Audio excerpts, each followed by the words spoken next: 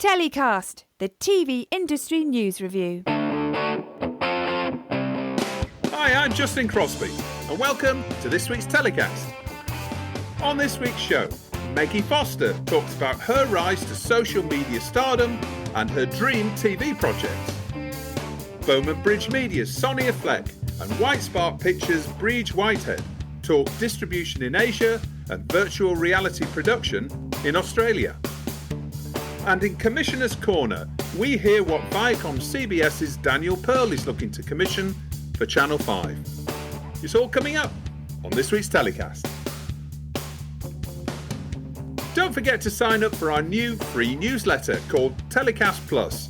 It's packed with interesting TV industry stories of the week you may have missed, and exclusive insight and opinion, including the secret producer, our anonymous exec reporting from the front line of TV production.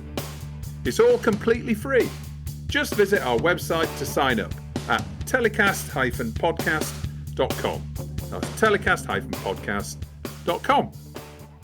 My first guests on this week's show are Sonia Fleck, CEO of Singapore's Bomanbridge Media, a leading distribution and production company that also specialises in deficit finance and co-production of premium content, and Briege Whitehead, founder and creative director at White Spark Pictures, the independent production company based in Perth, Australia. Guys, welcome to the show. Hello. Hello. Briege, you're in Perth, and Sonia, you're speaking to us from Singapore. So, Sonia, starting with you, how are things over there? Honestly, I have to admit that things are doing pretty good. We have almost no cases at all. We will go weeks without any transmission, and honestly, the majority of those are actually just coming in and getting caught at the airport. So I sort of make a joke and say that I feel like we're in the Truman Show. This is where we're all fine. Everything seems perfect.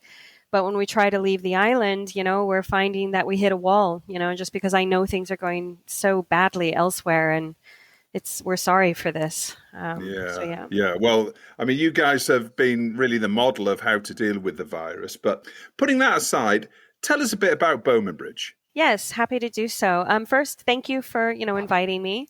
For those that don't know about us, we've been around for 20 years. The company itself is just over 11. I've been in the industry for 20. We were originally based in Monaco, and we're focusing on content distribution. We started deficit financing and eventually moved into further IP production investment. And in 2009, we transitioned here to Singapore, and we've been based here since. This is our headquarters. In 2014, we had an investor come on board here in Singapore, Hera Capital, and we've been just growing ever since, really. The catalog is about 5,000 hours. We do definitely focus primarily our activity in Asia. However, the last 3 years, really, we've been investing, pushing in and collaborating with a lot more partners in Europe and the US. So last year we did a co-production with UK TV, Paul Goes to Hollywood. We've also we invested into a development with the UK production animation group Jellyfish Pictures, who are fabulous. They do great work.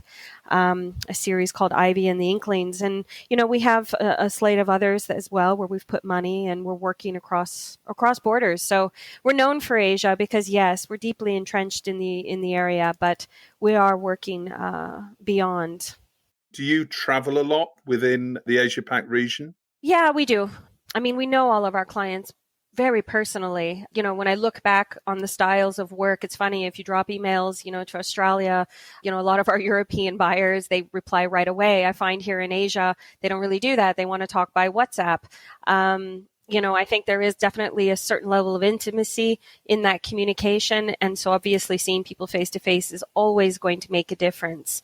So and Asia's big, this is a very large part of the world. When it comes to the buyers, have you seen a big rise in SVODs, local SVODs and AVODs within the region over the past couple of years? Of course. I think the challenge in our market's been interesting. When the SVODs were all really appearing on scene, there was big challenges. India in particular, really captured that beautifully, which is that, Hotstar, was, in front of the wall. I mean, it was free, it was AVOD, it was allowing people to directly consume the content. I think one of the challenges that have and still is very much in Asia is at what point and how do you sort of pass that behind the wall and you start building these, subscription models, which are always only going to be attractive to a certain niche part of the market. On the other front, something that is very much of interest for us is, the fast channels. This is definitely a very, very significant area of growth, but also really with broadcasters.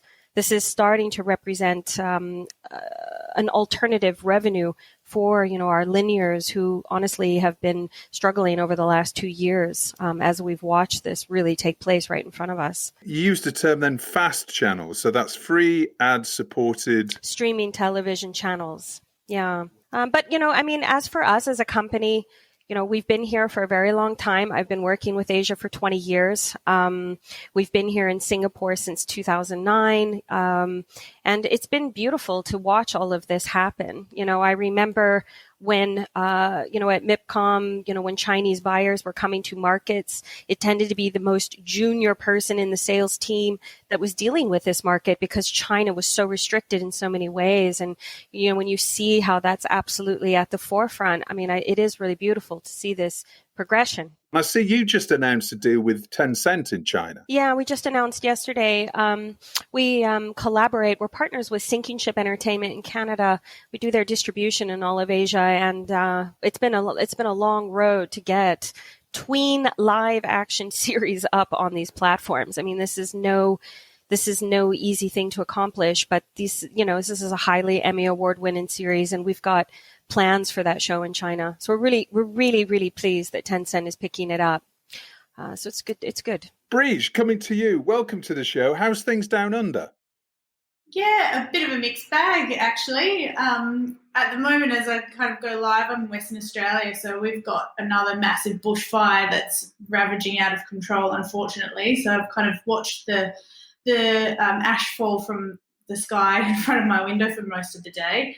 But in terms of, COVID and production, it's actually, for the most part been quite positive. Western Australia's only had its first case of COVID this week, and otherwise it's been 10 months of nothing. So we've kind of watched from the sidelines most of the year while we've been relatively business as usual. And we've seen a lot of incentives and a lot of really exciting things come out of that as an opportunity where production and certainly a lot of international productions getting made in Australia overall is really starting to take off, and certainly in the next 12 to 18 months we can expect a lot more of that. So overall, yeah, it's an interesting world we live in, that's for sure. It looks fantastic. The sun's out. You seem to be past the worst of COVID. Yeah, we are very fortunate here. As I say, it's only just been this week, and we only have a 5-day lockdown for one case of COVID that's come out. There's been no new cases since, so we all expect that on Friday, hopefully, we'll be back business as usual. And the response is really quick. I've walked my dog this morning, and every single person that you're out there walking with is all wearing the masks, and it's, taken it really seriously. So we seem to be really wrapping it on the head quite well, which means that, production then also can, for the large part, be continued. And, we're enjoying tennis, we're enjoying the cricket, we're enjoying a lot of sport, a lot of beaches. It's pretty good. Coming to White Spark Pictures, now you've got a slightly unusual business model with the fact that you've got two distinct divisions, one producing factual content for lots of international television networks like National Geographic and History Channel, Discovery, Netflix, etc. But you've also got another one which is harnessing latest technology and VR, immersive and interactive films on a commercial level. Tell us a bit about that. We've been enjoying a two-pronged approach for quite some time now. We pride ourselves in our bread and butter for a long time has been factual television, very much internationally focused.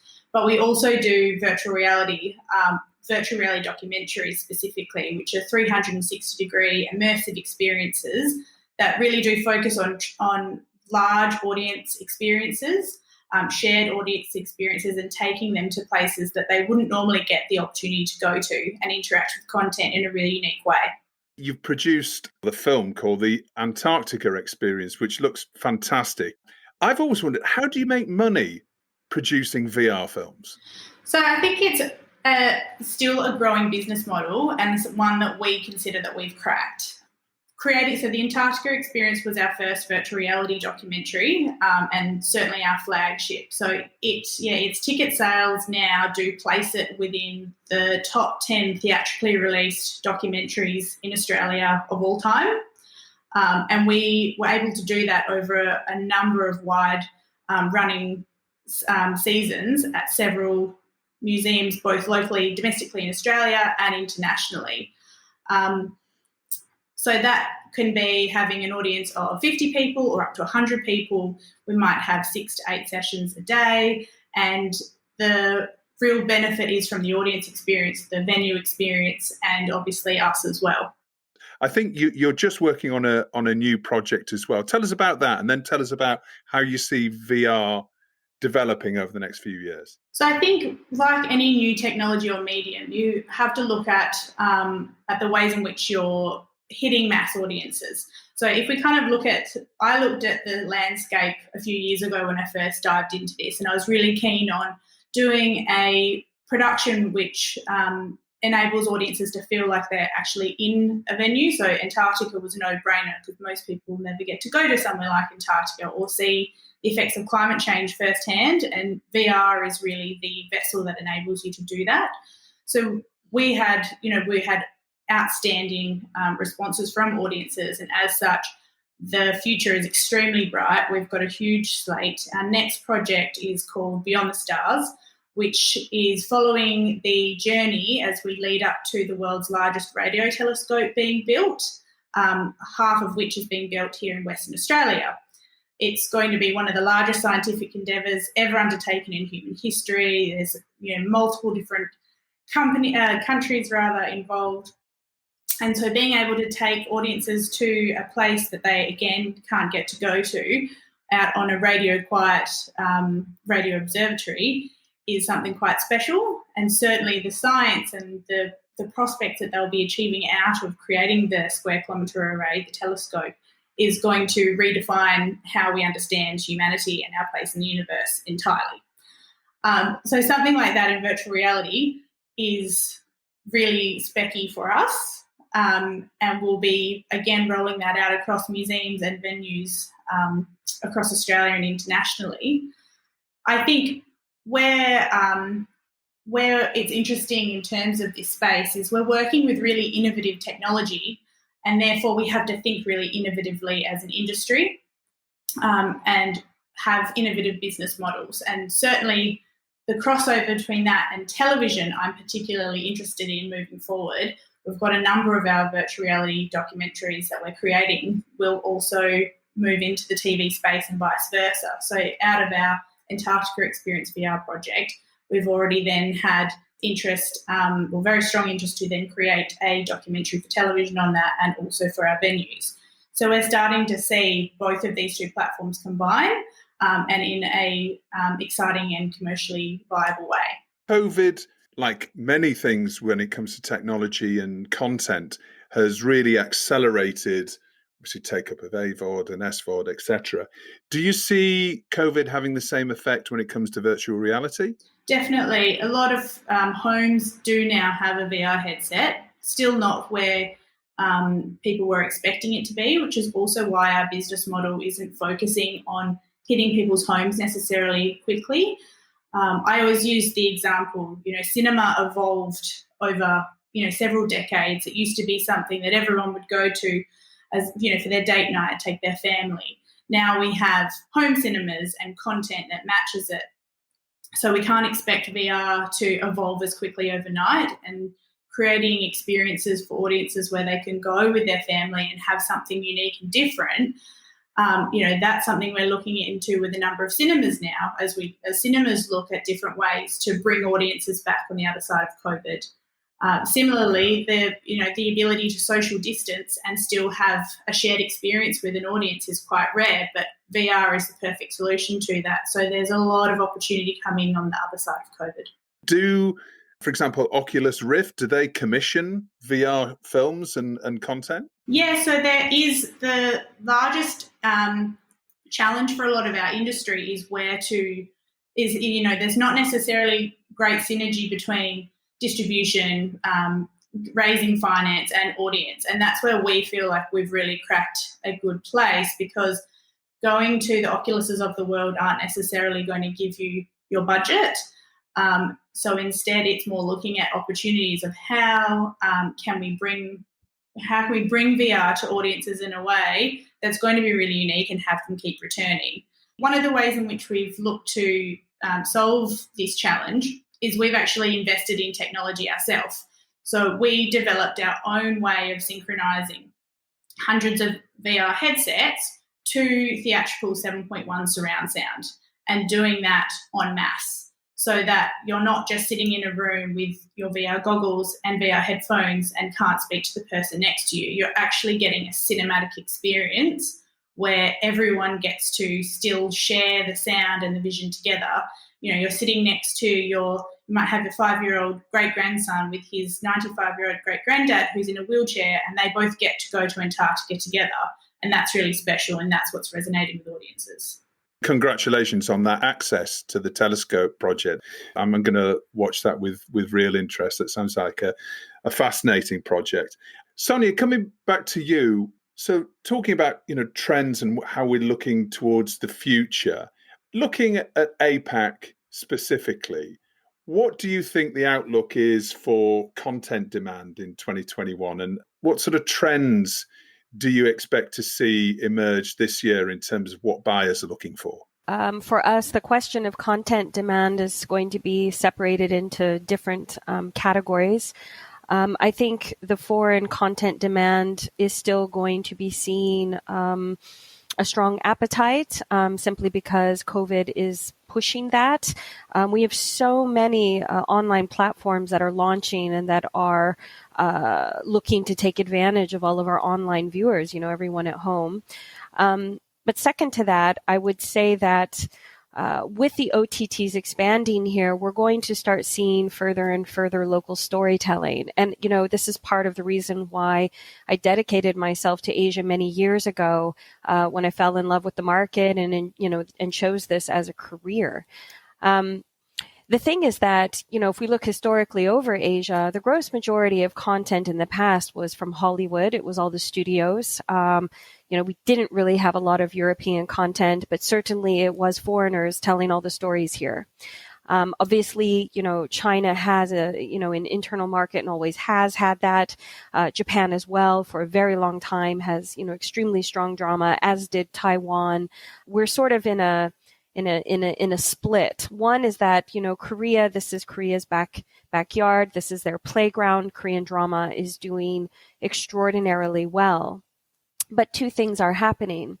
One is that the OTT platforms are becoming more and more propriety and ownership oriented in regards to the IP. So, for example, this last week, CJ Media, which is one of the major Korean drama producers, along with JTBC, which is another, Korean platform media group, they have actually just announced that they're tying up for an OTT service called TV.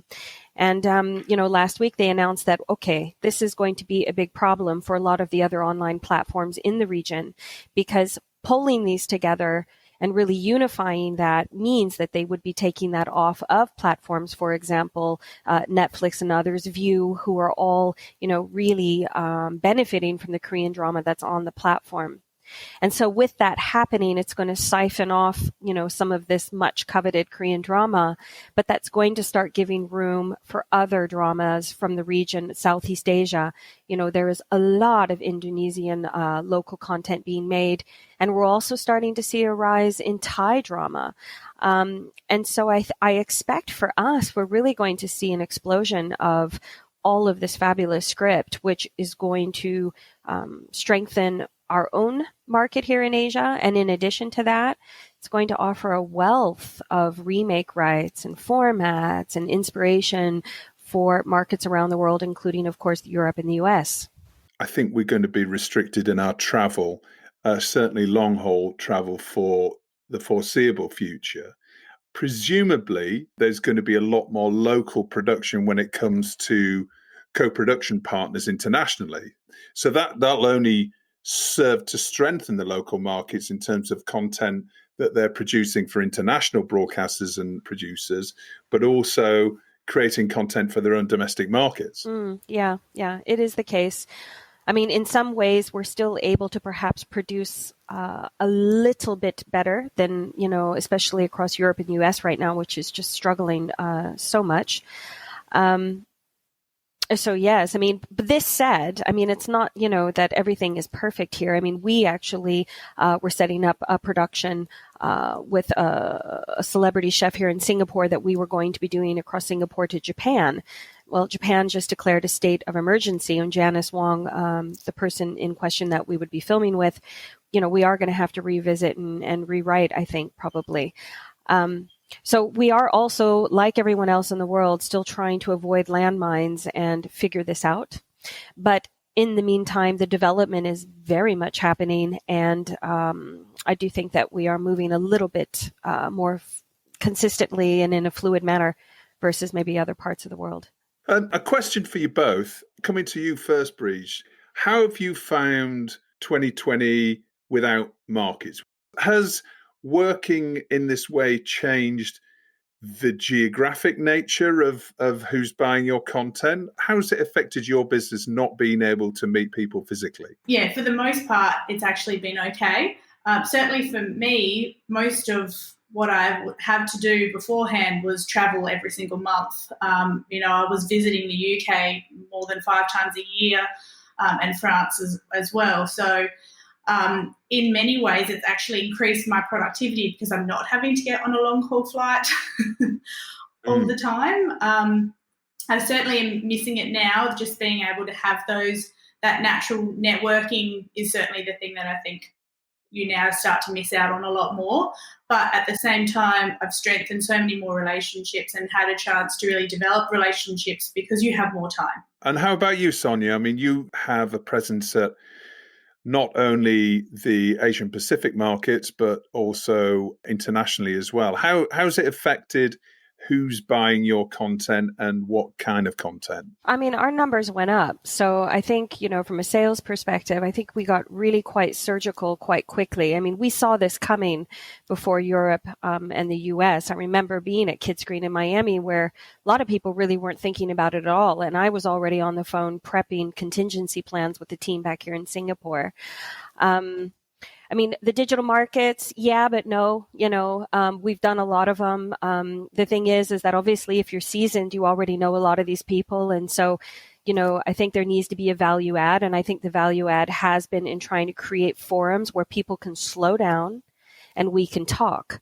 I think one of the things, from my own personal perspective, which I really did take a stop and reflect upon, just being the CEO, being an entrepreneur, take a moment, take a look at the big picture, is we do need to be listening to each other more and we need to be learning more. And I think a lot of the panels, these forums, what you're doing, Justin, these discussions, I think now has been a good time for that. I think the information exchange has improved because, like Briege said, we're not just running from airport to airport and deadline to deadline. And, for us, it has been good. We've done more research. We've found a lot of really talented people that we are now collaborating with.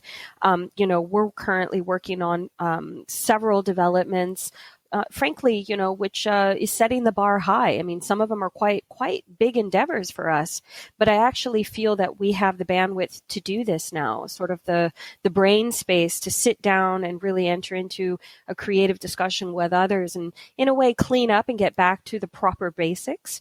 And so from that perspective, I think it's been great. I would totally agree with that. Just to add to your point as well is that, so much of your time at markets is often spent going from meeting to meeting. So being able to genuinely listen to what everyone is saying and having really great insight into what all of the industry is doing has never been easier in that sense. As an onlooker, when it comes to markets and seeing a lot of people going from doing the half-hour meeting thing, doing 100 meetings, doing 150 meetings over a few days. I mean, obviously, amazing opportunity to meet that many people in that short space of time. But overall, everybody flying everywhere as well. It did feel like maybe we can look back now and it's like maybe things were overheating a little bit. Maybe we were all, running too fast and maybe perhaps couldn't see the wood for the trees. And this opportunity is what you're saying is perhaps giving us more pause for thought and to be more thoughtful and strategic and develop our businesses and our content slightly more carefully and look at things, which could lead to, much stronger businesses and better content going forward. Yes. And just to add to that, because I think that this discussion is quite qualitative in nature. It's not just about, the growth stats of all of our SVOD and AVOD, players. I mean, what I've also observed directly is just the level of cooperation. I think that that's opening back up. In my position as a distributor, you love them, you hate them. Distributors take a margin, they take content, they sell it around the world because they have a massive network. Let's be clear, distribution does have a certain amount of overhead, which is also due to the amount of markets where we have to have gigantic stands with fancy coffee machines and beautiful plants and beautiful people. And all of that, it's sort of keeping up with the market Joneses in a way. You're just, you're constantly building this presence while perhaps not having the presence of mind. And, we reached out to a lot of very talented people in the industry that we've not worked with before, large companies, small companies, amazing, career, mavericks who've stepped out on their own and are setting up new companies because they're completely out of the box at the moment. And, what I realized is we can't fix this problem, so to speak, in regards to COVID, in a day. This is something that is a global issue, which we need definitely to work together on. But what we can do is try to transform this and turn this into a source of new possibilities. We cannot be complacent. We've got to stop just focusing on the cracks. We really need to look at the architecture as a whole. And I think, within the industry now, I've really found that what deteriorated is, giving way for new growth. And I do believe, our linear terrestrials and our pay broadcasters who are struggling, they're losing ad revenues. They too are, opening up. They're starting to look at quite innovative ways to, capture back some of this lost revenue, developingly different with partners. And us as a distributor, we can play a role, which is that we don't just take content to sell. We can also invest into content. And there are wonderful projects out there where in the past, it was a tougher line to get in. We have the money, we're ready to push through, but it's a crowded room. I think right now, a lot of people were overstretched. I think, I don't know if you guys have ever heard the expression from quite a well-known gentleman, Andy Grove. He was the Intel CEO. He said bad companies, they're destroyed by crisis. And, good companies are going to survive, but the great companies are the ones that will improve upon them. And I think that we really need to think about that right now. And I don't think it's just about your size. I think it's really going to be about vision, collaboration, and also evolving our roles together. So I know that right now things seem very difficult, and they are, but I really think that we need to recognize that we are in a state of innovation, that we are right now living as pioneers of this changing landscape. We have Briege talking about virtual reality and all of the things that we can do with this. We really are moving into a new era, and we need to take responsibility as the leaders and pioneers of this time to see clearly and try to push and make new ideas be heard. So that's my message of positivity. To add to that, I think our industry is one of the best placed to do that, whether we've been forced to or whether I think just we have a lot of natural creativity and a lot of really innovative people that are already thinking that way. I mean, we're producers and production companies. That's our job, is to be professional problem solvers. So, COVID is a big problem, but, even just from the West Australian side of the world, the amount of contacts that I've had since COVID of being, you're based in Australia, we can't get there, how can we collaborate? Or vice versa, we were doing our interviews in India where we might have our lead producer Zoom in for the interview, and it's almost like business as usual. So it's been really inspiring to see our industry be the ones that lead that charge, I think. And now it's the time in the show for Story of the Week, where my guests get to nominate the TV industry story that's caught their eye over the past 7 days.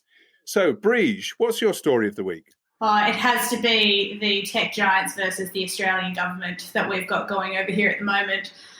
We've got whether or not Google and Facebook should pay for news content that appears on their platforms.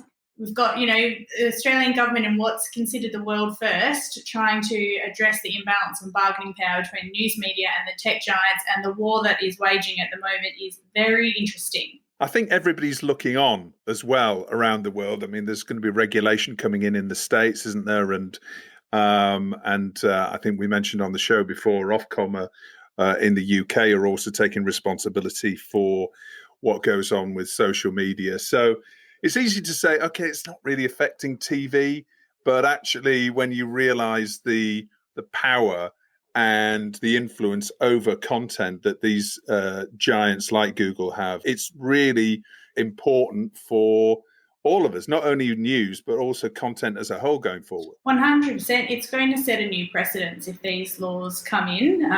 So on one hand, you've got Google threatening that it has no choice to remove its search engines, and then if you log onto Google, if you go into the Google search engine in Australia right now, you'll see a video that pops up where Google are making their case to all Australians as to why we shouldn't allow this to happen. Similarly, you've got Facebook saying that they're going to stop all of the news content being shared. And then you've got the Australian government saying, we don't respond to threats. And so it's really interesting watching and reading the different views on these, depending on what platform you're actually reading it from. Because if you're reading it from the news and media point of view, they've got a very biased opinion, versus if you're listening to the government, or if you go on to any of the tech giants, and they've got a really strong position. So it's actually quite hard, I think, to form an opinion just yet. But I say let them fight it out. Let's see where this goes. We've seen what happens when, right or left-wing media become very, very powerful, like we've seen in the States, and what that can lead to when it comes to politicians or anybody that's that's championed by these more extreme news organizations. And we're going to see more of that within TV as well, with a couple of news channels launching in the UK soon. So it's a fascinating area, and we'll be looking on and hoping that the Australian government can create a sensible precedent for the rest of the world. Absolutely. We'll see what happens. They're definitely taking them to task. Sonia, what's your story of the week? I chose an article from C21 called Window of Opportunity. And I think, that does really fall in line with, what I discussed earlier, which is that it isn't the end of the world and our media industry is evolving. And I think, what it very specifically discusses is just how a lot of these platforms and sort of the whole value change of content to viewer, how we are consuming it is changing, but there is so much opportunity coming through. As I mentioned earlier, it discusses a lot about fast channels, as I said, free ad supported streaming television. We do have a lot of broadcasters in the region that are now doing this, and it is allowing them to recoup on lost revenues. It's also allowing for fewer viewership, and it's also allowing just a wider variety of content to get onto these platforms, which is really, it's giving producers work. It's also going to be allowing distributors to exercise rights. It's giving the broadcasters deeper reach. That's going to offer a variation from the SVOD platforms, which, let's all agree, are putting the gross majority of their money into their drama.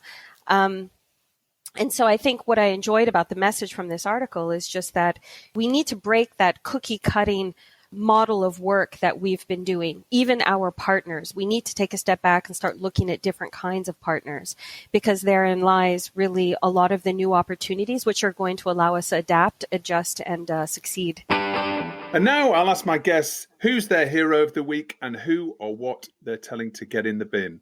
Briege, who's your hero of the week?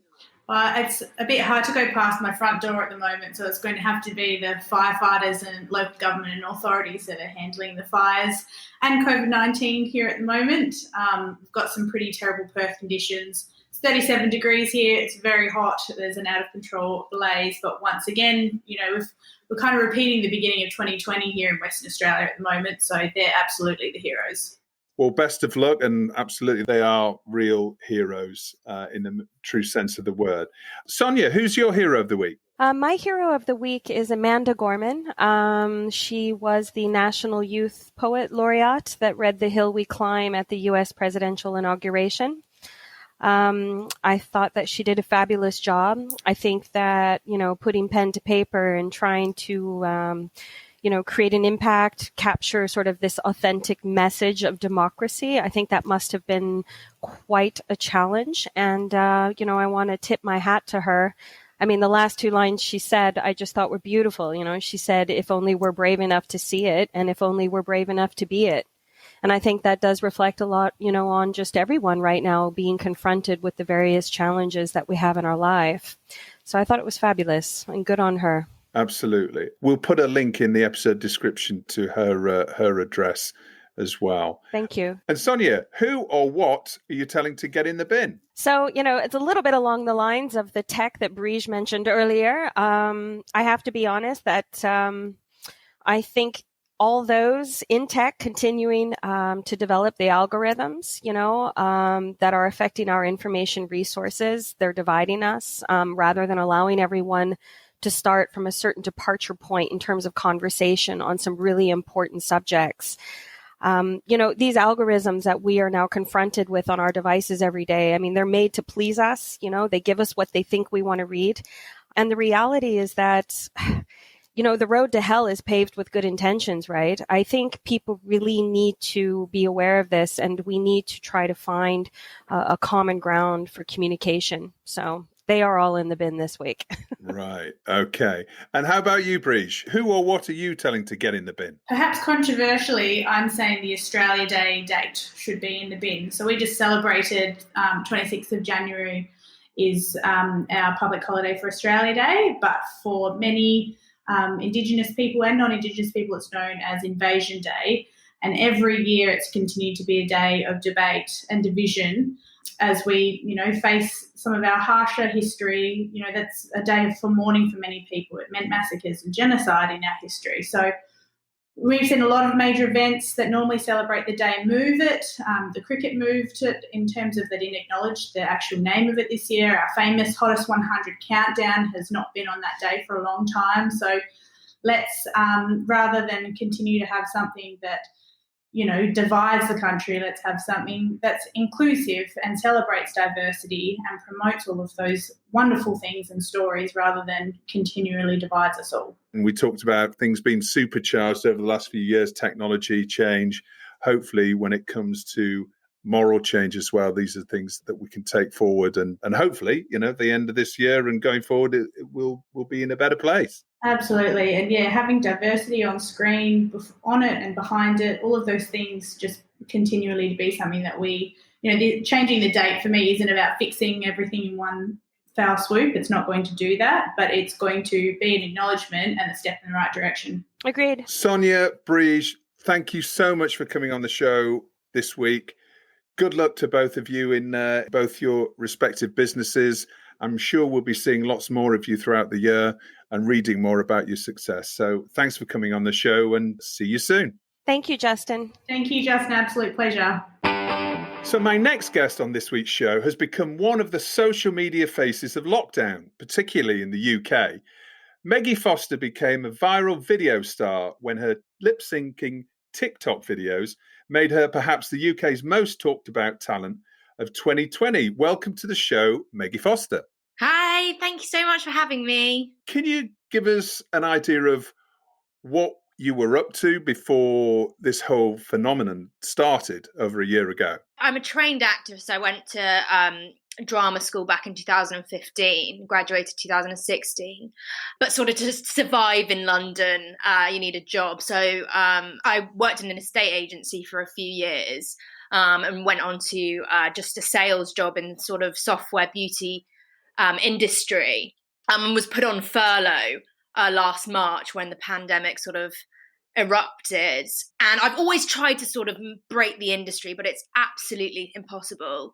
It's a really, really compact and competitive industry. So, you know, I was doing bits and bobs when I could, but to be a full-time actress, it doesn't come thick and fast, unfortunately. So had to have a normal 9 to 5 really. But when I was furloughed, obviously I had a lot of time on my hands. And I went back to my parents' house in Oxfordshire. I get into slumps quite easily. I was like, I've got to keep myself entertained and people, and I just found family and friends entertained. So someone was like, get on TikTok. I used to do these lip syncing videos years ago. And so I just started doing them again, and they got picked up on Twitter and it all just went viral. And it was the first time I was properly seen as an actress to the industry. Which has been fantastic. Was it TikTok and the format of the TikTok video that you think that was the spark of your success? I went viral first on Twitter. I used TikTok as the software. It's actually a really good software to do videos, stop and start videos, because it lets you do a segment at a time. So if you're doing different characters, you can chop and change it. It puts it into a 1-minute video. But Twitter's really where it started, and I've got much more followers on Twitter than I do on TikTok.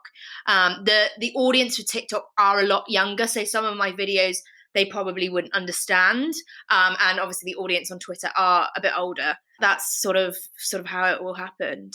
And so for anybody perhaps internationally that hasn't come across any of your videos before, can you just explain what they are and what you do? I take audio clips from celebrities, politicians, royal family members, and I take the audio.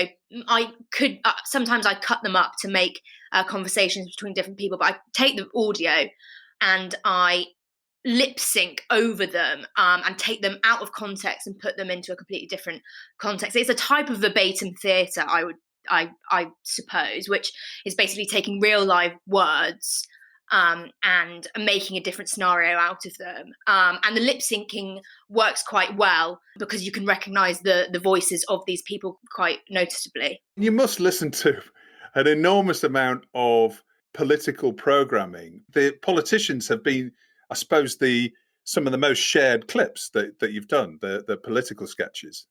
Yeah, they are actually. And I think that's one, again, because of the audience on Twitter. It's where all the politicos sort of gather. Luckily, my brother is a journalist, so he sort of helps me find clips and things like that. I actually started doing celebrities at first, Gemma Collins and these reality TV stars. And I did one of actually a protester. And what she was saying was very, very left wing, but she sounded really posh. So I thought it was actually the juxtaposition between that was quite amusing. So I just made her really posh and a gold-rimmed goblet she was drinking out of. And that's the one that like sort of sparked my attention, that was getting a lot of hits. And that's when I realised the politics ones are actually really funny. And I think they're funnier because they're not supposed to be funny. What they're saying is completely serious. But when you take it into, I don't know, Priti Patel drinking from a bottle, it makes it funny. And I think that's what people like about it. It's not me reenacting a funny clip. It's me reenacting a non-funny clip and making it funny. You've created this phenomenon just purely by, I presume, you and your phone, and your props are, your clothes and maybe borrowed family clothes, maybe. I'm thinking about the Boris Johnson suit, which is a bit big. That's what it is, isn't it? I mean, it's pure creativity. Do you edit it on iPhone, or how do you put a clip together? I started actually just using TikTok. And like you said, it's so minimalistic. It's literally my iPhone, TikTok, and a ring light, which just makes everything look a bit more sharp. Because actually, what is really annoying is TikTok does put it out of sync quite easily. So to resync it up, I sometimes use Final Cut Pro just to edit it in. So it's perfect lip syncing. When you press go on TikTok, when you finished, it annoyingly does put it out of sync, but I've sort of managed to salvage that a bit. And sometimes even when you upload them onto Twitter and Instagram and stuff, it still goes out of sync a bit, which is really annoying because everyone's like, oh, it's not in sync. And I'm like, I tried. Not me, it's the internet. Yeah. It's a really quick and easy way, and it doesn't cost a lot of money. Are you just listening to audio clips all the time, or is it video clips you're watching, or are you just listening out for the right sort of audio clip that will fit the right character, or how do you decide what makes a sketch? Yeah, so it started off with me just asking friends and family just for clips. Then I realised politics was a niche that I was going into, and I would just search for famous clips. So Diane Abbott, Natalie Bennett, and then, Boris Johnson and Theresa May, mashed them up, and just clips that I started listening more to the news. And yes, I did listen to a ton of clips. Yeah. And when I did the Meghan Markle one, the Meghan Markle and the Priti Patel one, people absolutely love. So I've sort of tried to bring them back a few times to sort of please the audience. For the example, the Meghan Markle and Harry podcast, I'm sort of like a bystander on Twitter and just see what the trends are, what's coming, what people are talking about. And I get tagged actually in a lot of stuff now. So people out there that watch my stuff always at me. And tag me in these videos that they're like, oh, Meggie, you should do this. And I do listen to people. And a lot of people tagged me in that new podcast of theirs, hence why I did it. I don't do everything because that would be impossible. And I also don't want to sort of overload people to get bored of them. And I've kind of taken the stance of quality over quantity now. I got a bit panicky having to bash all of these out really quickly. But I thought, you know what, it's so much better for me and everyone that if they're actually quality clips rather than just bashing any old rubbish out. What, one clip a week is it about? I try to do that. I had other things I'm getting on with that acting wise, like writing my own things and doing auditions and stuff, which is taking a bit of my time at the moment. But I try to do one a week. It's been a bit slow recently, but I'm really worried about boring people, and I don't know whether lip syncing's had its day. And I think the next thing, I don't want to be labelled the lip sync girl. I've got a lot more things I can do. So I think it's probably best if I sort of branch out maybe now. But if people still want my lip syncs, I will happily do them because I absolutely love doing it, and I've always wanted to act. And the fact that a lot of people now watching my stuff is great. It's all I've ever wanted to do in my life. So, what are the reactions like from some of your targets? And I gather you were in the firing line for daring to do Diana. Everyone sort of tries to put me into a category of being right wing, left wing, blah blah blah blah. And these videos were never. They were just supposed to be funny. And they weren't. I'm not actually political at all, which actually makes people really surprised. But again, like I said, I only did the political ones is because that's what I saw were popular. And I've sort of learned that when I put these out, obviously I didn't realise that anyone was going to see them. I've realised that people get offended quite easily. It's really frustrating for comedians. Actually, Ricky Gervais posted a quote the other day on Instagram, which I found amazing, and it was. I sort of started censoring myself a bit. Just, I don't want to offend anyone. Of course I don't. But he said, you don't say that you can't joke about anything anymore because you can. People might not like it and they'll tell you, but it's your decision whether you give a fuck or not. And he's right. He said that you can joke about anything you want. And satire is always relevant. It's a joke. And I think that people look too deep into these things. And it really does. It's really, I think for a lot of comedians, and I don't really call myself a comedian. I think of myself as an actress, but obviously I do comical things. But I think, it puts a lot of pressure on comedians. They probably don't feel that they can say anything anymore because they are getting a lot of backlash online and things like that. But, we all have the capability of rationality and to see whether things are really, offensive. We can all be rational human beings and have the capacity to do so. Nobody should be out of bounds, right? In the same way that The Simpsons or South Park or anybody take on any sort of subject, everybody's fair game, right? It's frustrating, actually, because I'm self-censoring myself. It does really frustrate me. Most people see it as a joke, you know. There's a very, very small amount of people that have looked at my videos and said, oh, that's offensive, blah, blah, blah. But most people have common sense, so I'm not too worried. Just the overall success that you've had over the last year or so, isn't it a strange feeling to have become famous during lockdown? And you've appeared on Lorraine, you've appeared on all of these chat shows and major news networks and radio stations and what have you. And you haven't set foot outside your house. I don't see myself as famous. I always think that means like flashing lights and things like that. And I have been, like you said, just cooped up in my family house. So it's been really surreal. In a really weird way, the pandemic has sort of, completely changed my life for the better, even though, of course, I don't wish this pandemic to be around. But I've sort of made the best out of a bad situation in my eyes. But it is weird to think that so many people have watched me, and it's not just in the UK, it's everywhere. And I think actually that's a really good sort of eye-opener to any actor, or I've said this before, any actor, any creative, any singer, any dancer, any chef, anyone that sort of wants to put something out there, you can. And we have now the ability to do that with just your phone, a social media platform.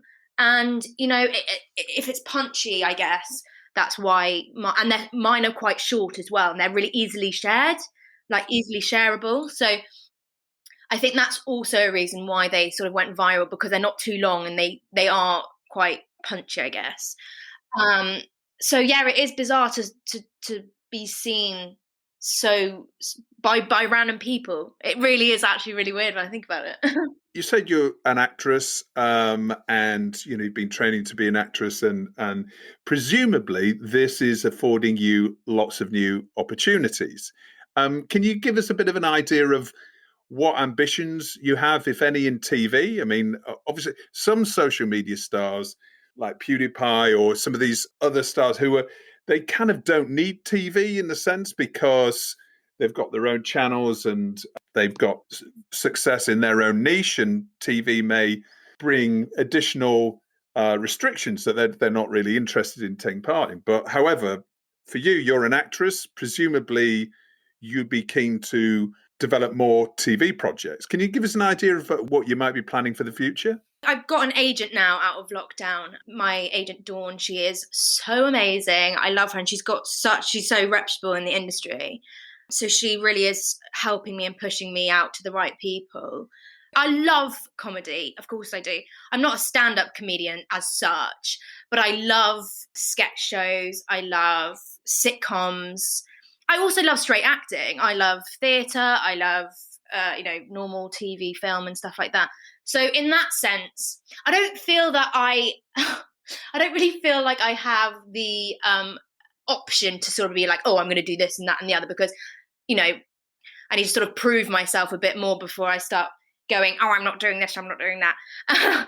In the grand scheme of things, I would love to have my own show, a sort of sitcom-y sort of thing. And I'm writing a few sketches at the moment where I'm sort of beginning to see some real characters appear that I think that will work perfectly in a sort of sitcom-y series, like not a film, but a sort of a series, a TV series sort of thing, which I'm writing up at the moment. I'm not going to say too much because I don't want anyone to steal my ideas. Well, I'll send to my agent, and obviously she'll sort of hopefully send them out to production companies to see whether they think it's good.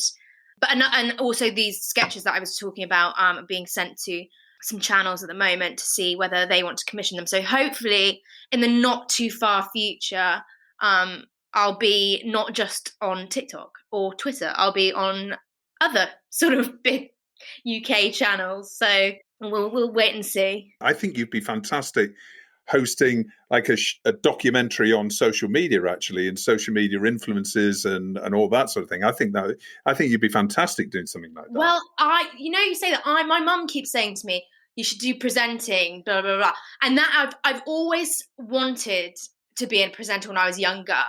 I always loved I used to do it at home. I used to do a variety show and be the host to my parents at Christmas sort of thing.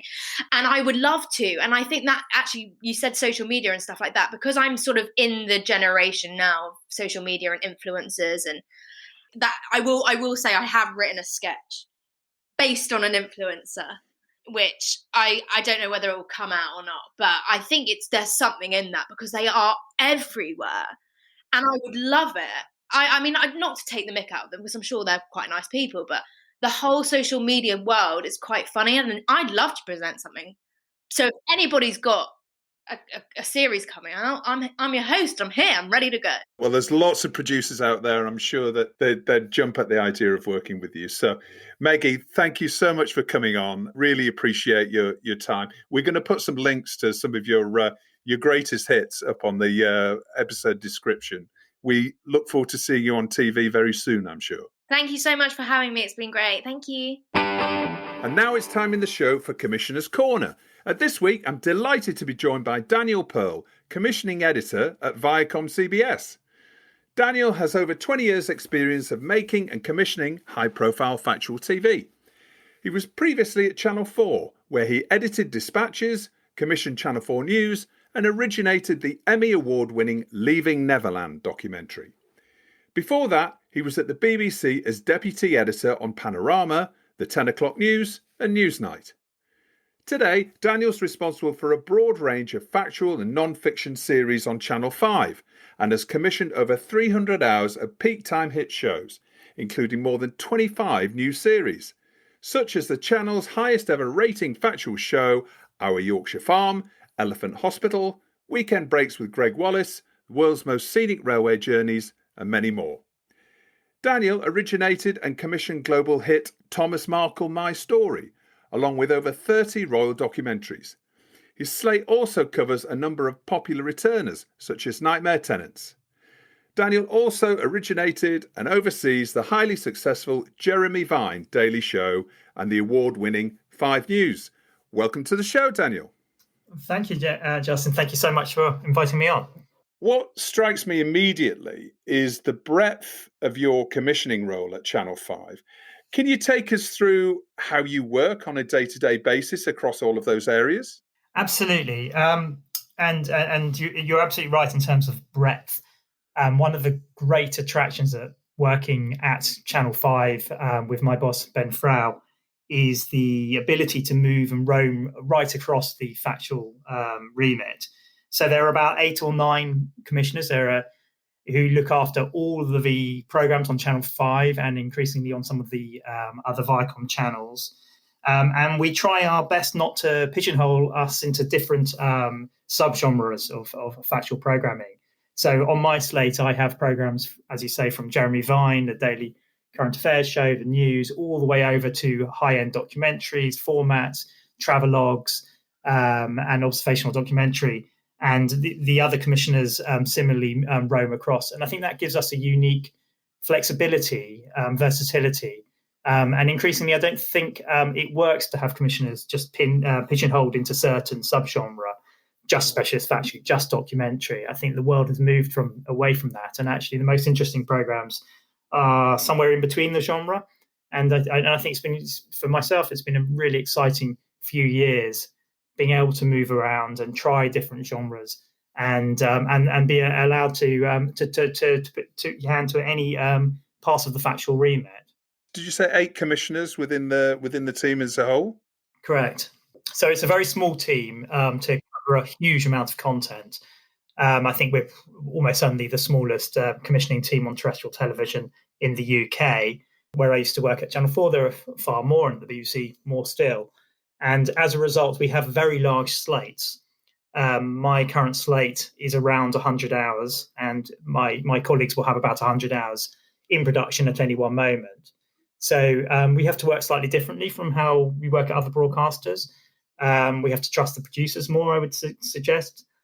We do have quite a few long-running series which help with us, but increasingly we actually have a similar number of series, new commissions as other broadcasters. So yes, we're working hard. Even in the pandemic, we're still producing huge amounts of quantity of programs. With a much smaller team and, as you say, larger slates, does that make it more difficult for a commissioner, or does it mean that you, as you mentioned, you perhaps giving more responsibility back to the producer? How's commissioning in lockdown changed the way you work? I mean, it's changed everything. I think we can accept that it works. You can do it, and we've proven in the last year that we can make it work.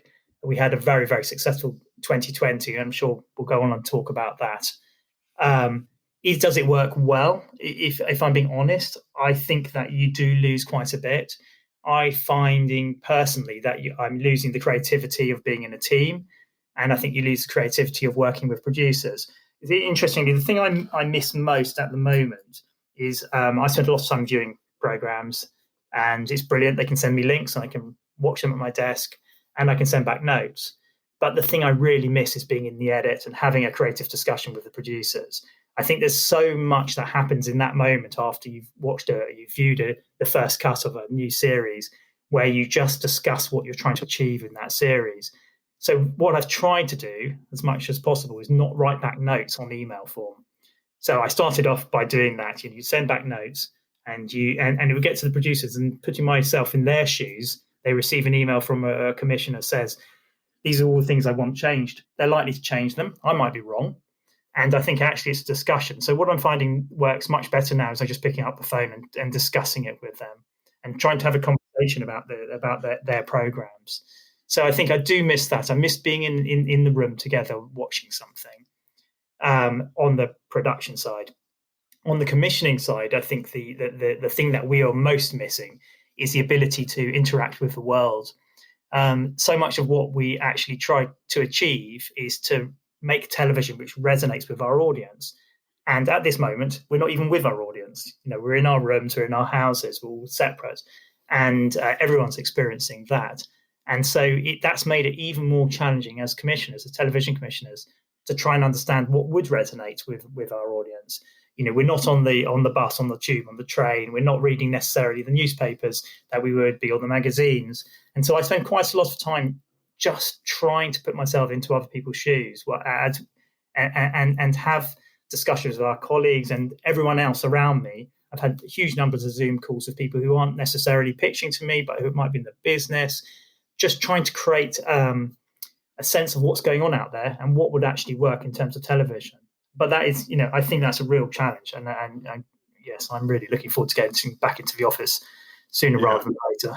UK listeners are obviously very familiar with Channel 5, but obviously Channel 5 has also changed, I think, quite a lot certainly over the past 3-4 years. But we also have a large international audience listens to this show. So can you give me a rough idea of audience demographics for Channel 5? Absolutely. We're a terrestrial channel, which means we're a very broad channel, and we try not to focus on any specific demographic. We like to look at the 8 o'clock and 9 o'clock hours in the evening as our main originated content hours, and we aim to have more than 1 million people watch Channel 5 at 8 o'clock and 9 o'clock at night. Compared to the other channels, I'd put ourselves somewhere between the demographics of BBC Two and ITV, probably. We skew sometimes older. We skew sometimes more female, but we don't look at demographics in those terms. For us, it's all about getting a very big, broad audience. What I would say is that we do find that our audience tends to come more from outside London than some of the other channels. And we have a very strong viewing outside London in the north of England and in the northeast of England as well. So you say Channel 5's been on a bit of a journey over the last 3 years from the time that Viacom CBS acquired the channel. I suppose that, a lot of people may still have the idea of Channel 5 perhaps maybe being a bit tabloidy, maybe. Does that represent the channel where it is right now? I think that's actually goes to the heart of the transformation of Channel 5. As you say, a few years ago, Channel 5 was largely US acquisitions and Big Brother, a few other series.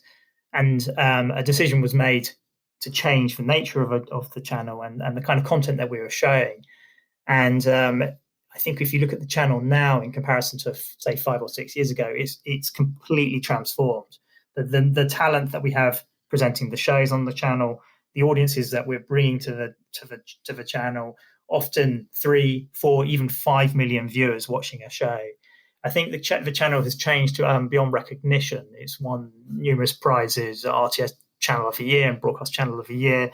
The types of audiences coming to the programs, the kind of intelligence programming that we're producing and broadcasting. I think the channel's in a very, very different place now than it was, say, 5 years ago. And I think increasingly audiences are realizing that. I mean, I've noticed originally there was a kind of anecdotal, oh, there's some good shows on Channel 5. I'd hear that anecdotally, to now people just watching much more Channel 5 and they're enjoying it. It's becoming an appointment to view channel in a way that maybe it wasn't a few years ago. And I think that's largely driven by the content that we're producing. And should that inform what producers are going to be pitching you going forward? I think it should. I think it's important to see it as a continual transformation. I think Michael Palin was on Channel 5 and Jeremy Vine was on Channel 5 and Michael Portillo was on Channel 5. And I think some of the presenters, and Greg Wallace is now on Channel 5, some of the presenters that we're getting to present programs changes the tone of the channel. And I think that should inform producers in terms of people they're pitching to us and some of the types of programming that we're choosing to do. Now, there are still areas and subgenres which we haven't moved into. And to some extent, that may be part of the next part of the journey. But yes, it should definitely inform producers.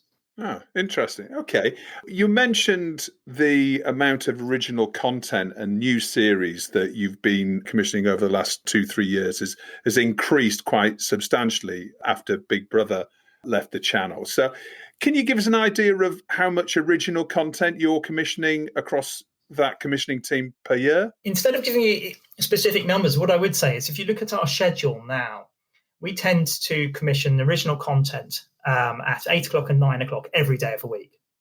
That's not something that we could say a few years ago. And we are finding that we are almost on a daily basis looking at commissioning new series to fill the content. The schedule's incredibly hungry for content. In the last month, I've probably commissioned 5 or 6 new series, just myself. So I wouldn't go into exact specifics. There are always openings for new series and new original content on Channel 5. Have you been commissioning more content since lockdown started? Or are you just making decisions on carrying on series and going for a second or a third series and recommissioning shows? I think lockdown's changed from the beginning. I think there was a period right at the beginning from March and April onwards, where we were, like everybody else, trying to work out what was going on, work out what could be made, working out a system that could actually produce television, and also using up some of the programs we had on the shelf. There was a lot of reversioning going on, which was our way of seeing whether or not, making sure that we actually had programs to play. Over the summer last year in 2020, we did find a way of, like lots of people did, of making television with teams and with COVID secure filming. And we have been filming and commissioning all the way through, and we continue to do so. I think the big change in some ways has been less about what we can make and more about trying to understand what the audience wants. And it's a difficult one, this, because it changes, and it's changed a lot from November through to now. I think there was definitely a sense right at the beginning of it was a terrifying time. It still is terrifying, but it was particularly terrifying in the spring and summer of last year.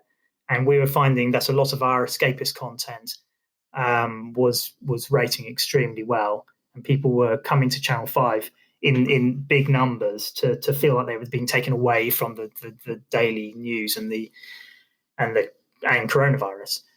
It's interesting. I think we're in a position now where we're beginning to think about what will people want to watch in 2, 3, 4 months' time.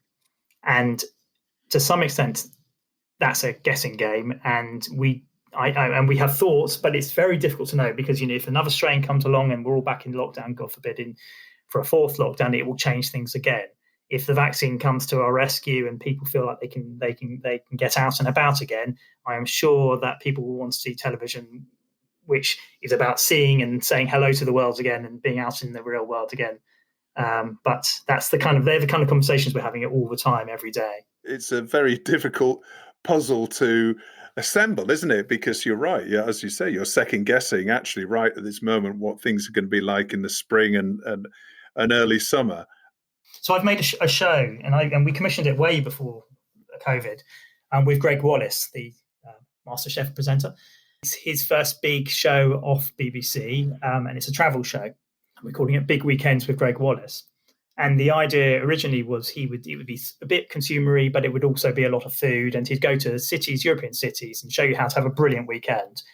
And we made 4 episodes of it in the first series, and it was to go out just about May last year, just at the moment where the cities we were discussing were being hit in an awful, awful way by COVID.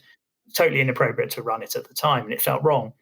And since then, we've actually made another 8 episodes of this show during coronavirus, and we've managed to. It's almost like whack-a-mole, getting out to these cities, and we managed to film each one, and it's a really great series. It's now going to go out in the next couple of weeks, and it'll be really interesting to feel whether is it the right moment or isn't it the right moment, and we'll find out. Will it resonate or not? Are people now going to be starting to think about the summer and the time when they can travel again, or are they still feeling like they're traveling is so far off that it's not something they want to think about? At the end of the day, nobody can plan, right? Nobody can plan. So you've just got to take your best guess. Absolutely. But the decisions we are making now are for, on the whole, TV that will be made and will be shown in 3, 4, 5 or 6 months' time. So although it's very, very difficult to plan, it's very, very difficult to second guess, it's our job to do so. And that's brings me back to my point about being disconnected with the world. I mean, I'm constantly trying to create, to watch as much as I can and read as much as I can, just so I can feel connected with the rest of the world. Because obviously, it's much harder when you're stuck in your spare bedroom to do so, to make the right decisions about what people will want to watch. And we can see what people are watching at the moment. We can see what kind of shows they've come to, and we are continuing to make those kind of programs. But we're also now beginning to think about what kind of shows will work really well in 6 months' time. Hopefully, when the pandemic is not raging in the way it is now.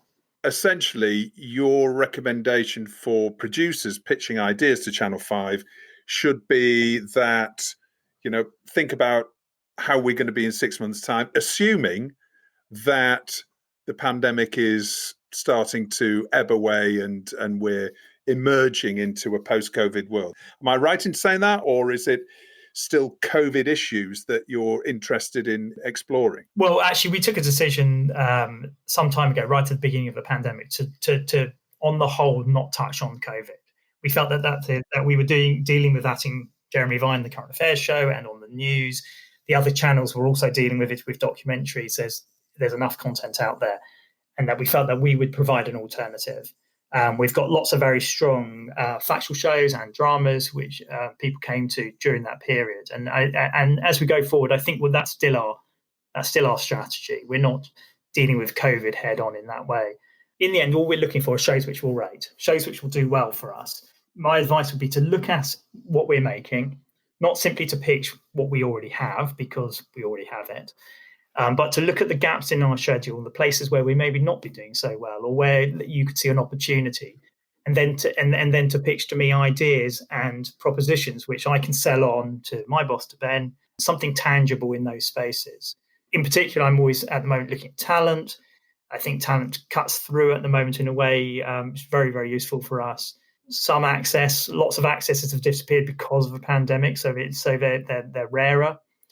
And we're also looking at formats as well. Now, we've devoted a bit of time on TellyCast over the last few weeks to looking at trends within Unscripted in 2021, particularly on our Real Screen special show a couple of weeks ago. I seem to be getting the idea that Back to Nature, Make, Do and Mend, armchair travel programming, all those areas are going to be very much in demand as we're hankering to spread our wings and fly across the world on holidays or on city breaks or adventures. Would you welcome pitches in those areas? I'd say they have done very well for us. We found a lot of people coming to our farming shows, the countryside shows. I look after our Yorkshire farm, which, as you said earlier, is become a real TV phenomenon. Last year ended up being the highest rated factual show on Channel 5 of all time, with nearly 4 million or 3.5 million people watching the last episode. There's a temptation when you see those kind of numbers to pitch yet more programs in that vein. I mean, I would be wary of some of that. There are a lot of shows like that out there already. And there is a danger in the industry of, I suppose you could call it reductive commissioning, where people go down a certain path, commissioning more and more of the same kind of thing. And I think it's really important for channels, for broad channels, to have a variety in their tone and texture. So I would say to producers, yes, of course, we know that there are programs in that territory which will do well for us and we'll continue to commission in that area. But also look at the things we haven't got, and maybe ask yourself, why haven't Channel 5 got one of those shows? And is there a way of making one of those shows successful on Channel 5? Can you give us any clues, any areas, anything that you're looking to commission in a particular area that you've perhaps been searching for a little while? I think, and thinking about later on in 2021, I think travel is important. I think adventure might become very important. Big adventure shows, big travel and adventure shows, with people seeing the world and almost reconnecting with the world. I think that's an area which is worth looking at. I think, as I said before, talent is a very good shortcut for us to get a big audience. And increasingly, talent is happy to move around from one channel to another. There are other areas as well, but I think we can see what's successful on other channels and in other countries, and all producers can look at our schedules and ask themselves the question: why haven't Channel 5 got one of those shows? It's best to do it that way than simply to pitch more of what we already have, because we know we've got it, and if we really like it, we can commission more of it. How have you found costs increasing on productions due to COVID? I mean, I've heard, figures that generally seem to be between 10 and 20% increase in budget due to COVID protocols right throughout production. Is that something that you've been seeing generally, that sort of jump? And if so, has that resulted in less programming you've been able to afford to commission overall? I mean, I think it does depend on the kind of programming. I mean, there are plenty of shows which just can't be made at the moment. Some shows which we can make, which actually don't cost more, even some shows which have ended up being cheaper. I made a whole slew of royal family documentaries over the summer for the Saturday night Channel 5 schedule. And from the very beginning, they were largely archive and interviews, and they were being shot on iPhones, which we had never done before. And we found a way, ITN Productions found a way of making them look good and TV quality. So they are actually cheaper, I would assume. Yes, of course, there are extra layers, especially for any kind of observational documentary. I'm working on a format at the moment, and going through the COVID protocols for filming is difficult, and the producers are putting huge amounts of time and effort in making them work. I think it does depend on the program, but it's definitely trickier than it used to be. And there are pretty more costs as well. So if there was a big talent involved in an adventure show exploring really fascinating places that we've never seen before, or we've never seen in a particular way before, how should producers look at that from a funding perspective? I mean, if it's big talent and a big idea, is that something that they can expect Channel 5 to fund completely? Or is that perhaps something that might be more appropriate as a co-production idea, and that they should think about different international partners coming in? Either, actually. I would come to us with the idea first and not necessarily the funding issue. We can then, if we like the idea, we can then discuss different ways of funding it, whether it's fully financed by Channel 5 or whether there's a way through the different co-funding platforms which are out there. I'd come to us first with the idea. I'd worry much less about how we're going to fund it, because there are always ways. If the idea is right, we'll find a way of making it. I mean, that's basically what it comes down to. I know it sounds glib, but it's true in the end. There are ways of cutting it or ways of bringing in partners. And I wouldn't want anyone to be put off by what they think it might cost and therefore not bring us the idea. And as well as Channel 5, we're aware of My5 as well, obviously, which is the AVOD service. Do you commission any original content specifically for My5, or is it purely a case of replaying Channel 5 commissions on that service? It's a very relevant question right at this moment. So My5 is, yes, it's the broadcast VOD of Channel 5, and primarily it is about rebroadcasting Channel 5 content and third-party content and some of our other channels from within the Viacom family. I mean, increasingly we're aware that My5 is extremely important, and I'm sure there will be opportunities at some point. So we've talked about perhaps what producers might look to pitch for Channel 5, but often it's more informative to know what you're definitely not looking for. Have you got a list of things that's like, no, just don't even think about pitching me that? I mean, because I'm sure that is something that will save you and producers lots of time if you have a list of things that we're not looking for these sort of things. Definitely. I think the number one thing is to know our schedule, to have a look at what we've got. Because if you're pitching a show about a Yorkshire farm, I'm almost certainly going to say no, because I've got one. At the moment, we have enough medical shows. We have enough police shows. We have enough farming shows. We have enough vet shows and pet shows. So I think it's pretty clear from seeing our schedule.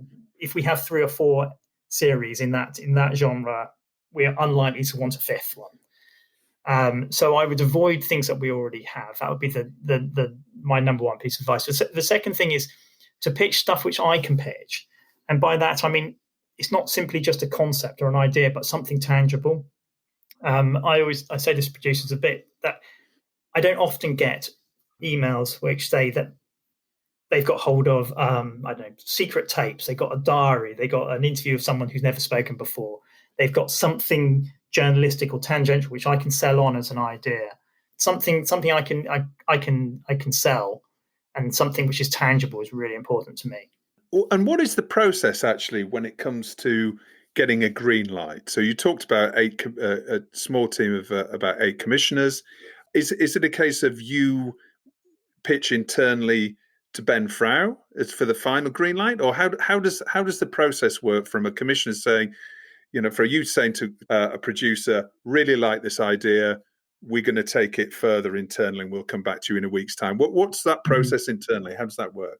Well, it's exactly as you describe it, actually. It's we have a very flat process. I speak to Ben very regularly and the rest of the commissioners on a daily basis. And if I have an idea which I think is really good, I'll speak to Ben. I can speak to him almost immediately. We can have if it's really, really good and urgent, we can have an answer with you within minutes. But it usually takes a little bit longer than that. But yes, the process is a very, very flat one, and direct communication between myself or the other commissioners and Ben, and you'll get an answer very, very quickly. And because we are the smallest of the terrestrial channels, we have to be more nimble and we move quickly. Do you tend to only work with UK production companies, or do you also work with international producers? Absolutely. We're open to, yes, I mean, we primarily do work with UK production companies, but I'm currently working on a co-production with a Canadian company. So yes, we do work with international producers as well. And the content has to be right for our audience. We're a British television channel, so the programs have to feel right for a British audience, but they can be made by any producer around the world, of course. And what would be the perfect way to pitch you? Say I've got an idea. Now, I did this last week. I'm very wary of pitching my idea to you, but is it about an all-female trawler observational documentary series? Funnily enough, no. It's an all-male one. Yes. Yeah. So I've got a great idea. I've got some access, for example. I've got some amazing access. What is the best way for me to take that forward from literally an idea in my head? Is it an email? Is it a tape? Is it a piece of A4? What's the best way to get you on board and therefore for you to sell it internally? What do I need to do to move it forward? So basically email me. For me, as I said before, the key thing is for it to be tangible. So it's something real. It's not just an idea in your head. It's something real. So you've actually got something. If someone emails me and says, Daniel, I've just been given permission to film or access to this place. Are you interested? That's enough for me. I don't need a document. I don't need a pretty picture which shows the museum or the zoo or the place. I get that. All I need to know is you've got permission to film there, and I can write back almost immediately to say, actually, we've already got 3 programs in production in a zoo, or I can say that's fantastic. We've been looking for access to a zoo for months now. So I think it's about emailing me and making it very, very clear. If it's not clear, it probably won't work for our audience. It needs to be a very clear proposition. And what if I don't know you? Is there a resource somewhere that gives me your contact details or the contact details of your team? My email's public and it's on the website, and many people email me on a daily basis who I haven't met before, and I'm actually really pleased to receive their emails. So I'm happy for you to share my email and for people to email me directly, and I will get back to you. We try and finish or complete my inbox every week. So I will try and get back to everybody within 7 days. Daniel, really enjoyed having you on the show this week. It's fascinating to hear about Channel 5 and what you're looking to commission going forward. Thanks again for coming on the show. Best of luck with everything, and we hope to see you in real life very soon. Thank you, Justin. I really enjoyed that. Thank you. Well, we've reached the end of another week's show. Thanks a lot for listening. Don't forget to rate and subscribe to TellyCast and share it with friends and colleagues. And a quick reminder to sign up for our new free newsletter called TellyCast Plus. Just visit our website to sign up at telecast-podcast.com. It's completely free. Oh, and we're on Instagram as well. Why not follow us there at telecast_TV? That's telecast_TV. TellyCast was edited by Ian Chambers and recorded in lockdown in London. Until next Thursday, as always, stay safe.